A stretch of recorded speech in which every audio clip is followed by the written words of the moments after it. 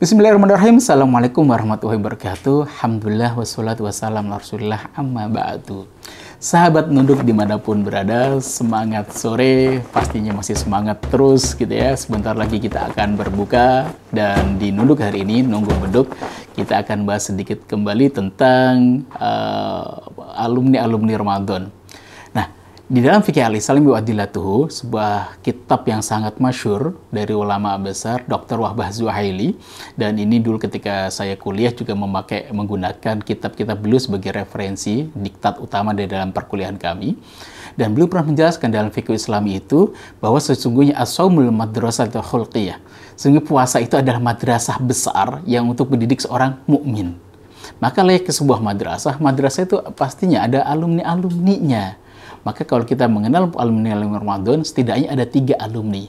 Ketika kita masuk bulan suci Ramadan, bayangkan kita masuk ke dalam satu jenjang pendidikan yang 1 bulan spesial itu, maka kita masuk pertama di awal 1 Ramadan itu, di tanggal 1 Ramadan, dan nanti akan lulus kapan? Ketika di tanggal 30 Ramadan ataupun 29 Ramadan. Nah, ternyata ada beberapa alumninya, dan mereka punya grade-nya masing-masing. Alumni tertinggi dan terbaik adalah Al-Muttaqun. Maka ini diceritakan dalam surat Al-Baqarah. Ya ayyuhalladzina amanu kutiba alaikumusiyam kama kutiba alal ladzina min qablikum la'allakum tattaqun. Hai orang-orang yang beriman, diwajibkan bagi kalian untuk berpuasa. Kama kutiba alal ladzina min qablikum, seperti yang diwajibkan bagi orang-orang sebelum kalian. Agar apa? La'allakum tattaqun. Agar kalian naik grade menjadi orang yang muttaqin atau muttaqun. Nah, qadarahnya ternyata di sini Allah menggunakan kalimat la'alla. Apa artinya la'alla? La'alla itu artinya semoga. Maksudnya apa? Bisa jadi iya, bisa jadi tidak. Bisa jadi dapat muttaqun, bisa jadi tidak. Maka kita lihat lagi dalam Ibnu Katsir ceritakan diriwayatkan dalam surat Al-Lail ayat 5 dan 10 sampai 10. Fa amma man a'ta wattaqo. Agar kita tahu la'alla kita ini, semoganya ini, semoga dapat, bisa jadi alhamdulillah. Kalau misalkan ternyata nggak dapat gimana? Maka yuk kita muhasabah diri. Fa'amma man a'ta wattaqo, dan adapun orang yang bersedekah dan dia bertakwa, wa saddaqa bil husna, dan membenarkan agama ini, fasanuyassiruhu lil yusra, akan dimudahkan perjalanannya di dalam kemudahan untuk beribadah kepada Allah.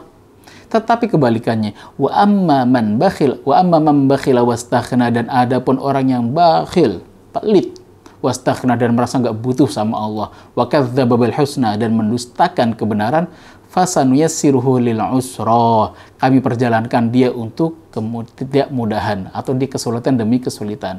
Nah, dari kaidah ini, dari ayat ini yang barusan dibacakan, ulama mengatakan min thawabil hasanah al hasanatu ba'daha. Di antara pahala kebaikan itu adalah mudah melaksanakan kebaikan selanjutnya. Contoh gini, dalam puasa ini kita muhasabah. Ketika hari pertama kita semangat banget, tilawahnya, qiyamul lailnya gitu kan. Kalau kita pengen tahu di hari pertama bahwa amalan kita diterima oleh Allah Subhanahu wa taala, maka cek di hari kedua kita semakin semangat atau sudah mulai turun grade-nya. Ya mungkin turun nggak banyak ya, dari 100% menjadi 98, tapi sudah mulai turun. Gitu. Ketika dia mulai, kalau orang amalnya diterima, itu hari kedua semangatnya bahkan bisa melebihi hari yang pertama. Hari ketiga melebihi hari yang kedua. Hari keempat melebihi hari yang ketiga. Terus grade-nya. Kenapa? Min sawabil hasanah. Pahala dari sebuah kebaikan adalah mudah melaksanakan kebaikan selanjutnya. Dan kebalikannya adalah wa min jaza'is sayyi'ah as-sayyi'atu ba'daha. Balasan dari sebuah keburukan adalah dia melakukan keburukan selanjutnya. Na'udzubillah min dzalik. Maka para ulama itu membagi Ramadan menjadi 3 bagian.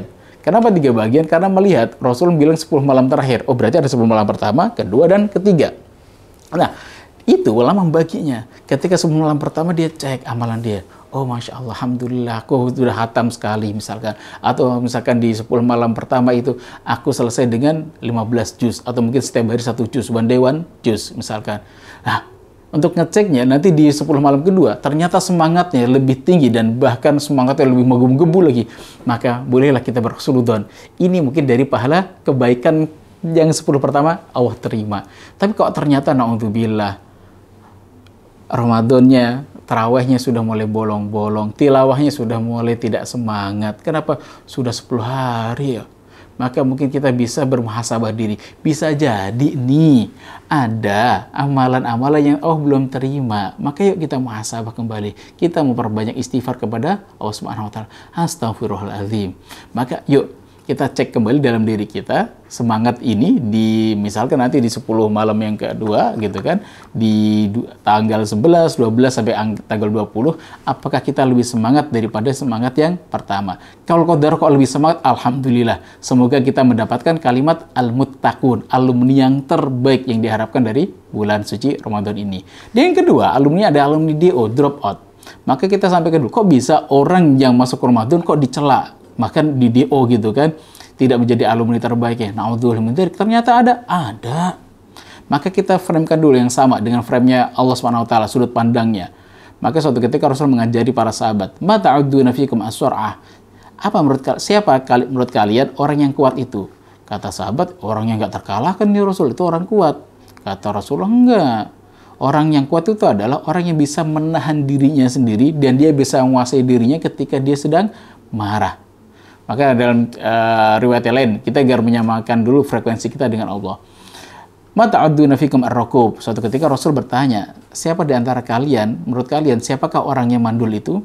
Maka sahabat mengatakan, alladzi la waladalah. Ya Rasul, orang yang nggak punya anak, itu orang mandul. Kata Rasul, bukan.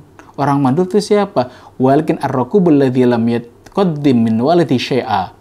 Itu anak. Dia punya anak bisa jadi, tapi anaknya nggak punya nilai manfaat sama sekali. Bahkan na'udzubillah kalau dia masih menjadi beban sosial di dalam keluarga, bahkan di dalam masyarakat, itu walaupun punya anak, tapi dianggap oleh Rasulullah sebagai orang yang mandul. Berarti kalau nggak mandul gimana? Bisa jadi dia nggak punya anak, tapi dia punya anak-anak yang mungkin nggak biologis gitu kan, anak-anak sosial yang dididik oleh dia dan memberikan kemanfaatan bagi orang lain.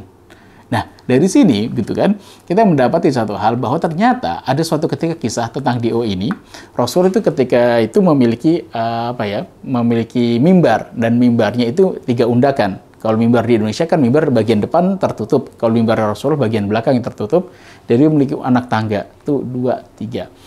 Di ketika itu Rasul naik ke atas mimbar dan belum ketika naik ke lantai 1, amin, 2, amin, 3, amin. Maka para sahabat bingung. Sahabat Anas bertanya ke sahabat itu, "Alama amanta ya Rasulullah?" Para sahabat bertanya, "Kenapa kamu mengatakan amin ya Rasulullah?"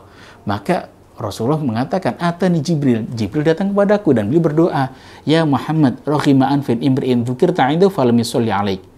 Sesungguhnya orang yang celaka, wahai Rasulullah. Siapa itu? Orang yang disebutkan namamu dan dia tidak bersolat kepadamu. Allahumma shalli ala sayyidina Muhammad, Allahumma shalli ala sayyidina Muhammad. Maka sholawat. Kata Rasulullah, amin. Yaitu orang celaka, katanya. Yang kedua, ketika itu Rasul beramin lagi, ketika malaikat Jibril berdoa, ya Rasulullah, sungguh celaka orang yang masih ada kedua orang tuanya, atau mungkin salah satu di antara kedua orang tuanya, tapi tidak menjadikannya menjadi ahli syurga. Amin. Itu orang celaka. Mudah kok, asalkan kedua orang tua kita ridho. Maka disitulah ada ridho Allah. Maka kalau Allah udah ridho atau orang tua ridho, insya Allah masuk ahli syurga. Dan yang ketiga adalah ketika diudahkan yang ketiga, malaikat Jibril mengatakan, "Rohima anfin imri'in," sesungguhnya celaka. Siapa mereka?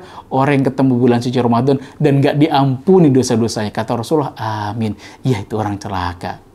Masya Allah, gitu kan. Kok pas masuk bulan Ramadan gak ada perubahan akhlak sama sekali. Ramadan sama di luar Ramadan gak ada perubahan. Maka kayak gak pantas ada untuk mendapatkan maghfirah dari Allah. Na'udzubillah min dzalik.